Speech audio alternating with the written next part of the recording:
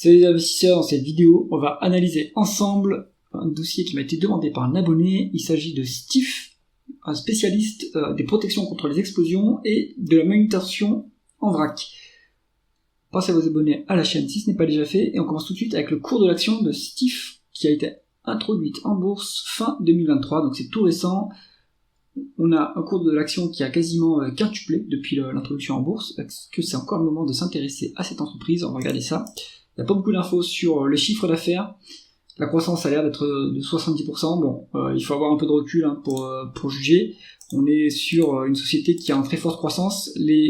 Ce marché-là n'est pas forcément en très forte croissance en France. Ça veut dire que l'entreprise aussi capture des parts de marché. Donc ça, c'est plutôt bon. Et si on gagne des parts de marché, ce qu'on veut voir derrière, c'est que les marges augmentent. Ça veut dire qu'on a des économies d'échelle. On a un levier opérationnel positif. Donc une bonne compétence managériale. Alors, on va regarder tout de suite les marges. Alors, on n'a pas beaucoup de données, évidemment. Ce qu'on voit, c'est que c'est en augmentation. On a un taux de marge brute qui est au-dessus de 60%, ce qui indique un avantage concurrentiel d'après les critères de Warren Buffett. Donc ça, c'est plutôt bon. En plus, on voit que les marges sont en augmentation. Donc ça, c'est bien. On capture des parts de marché, on a de la croissance et on a un effet ciseau positif sur les marges, excellent. On voit que le taux de marge d'EBITDA suit bien le taux de marge brute, donc on arrive à maintenir l'efficience opérationnelle, donc ça c'est très bien, et c'est la même chose pour le taux de marge net. On est sur du 10,5% de taux de marge net, sur un secteur industriel, c'est quand même pas mal, en plus en France. Donc on voit qu'on est quand même sur un dossier qui est qualitatif, même si le secteur est compliqué, et la zone géographique également, mais là ce qu'on voit c'est que le management s'en tire très bien sur les marges. Il faudrait après voir la prochaine publication pour juger de la trajectoire, mais si ça continue comme ça, c'est excellent. On va regarder si on a les infos, on n'a pas les infos pour regarder l'évolution des free cash flow par rapport aux bénéfices nets. En tout cas, on est en positif en termes de bénéfices nets sur la période, on a vu de toute façon les marges sont positives, donc rien de surprenant là-dessus.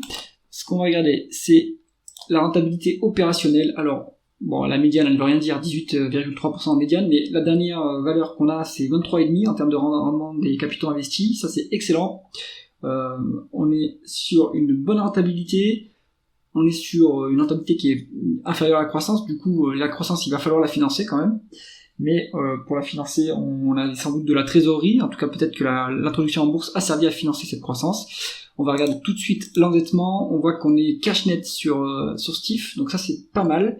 En fait on accumule du cash. Alors il faudrait voir le tableau de flux de trésorerie pour juger de la récurrence de cette accumulation de cash, mais ce qu'on voit en tout cas c'est qu'on a un bilan qui est très sain. Et on peut regarder la rémunération des actionnaires s'il y en a, mais il n'y en a pas évidemment, on n'a pas de dividende qui est payé, et l'évolution des actions, c'est stable, donc on n'a pas dilué les actionnaires, donc ça c'est plutôt bien. On n'a pas assez de données de toute façon pour se faire un avis sur si un actionnaire est correctement traité sur cette entreprise.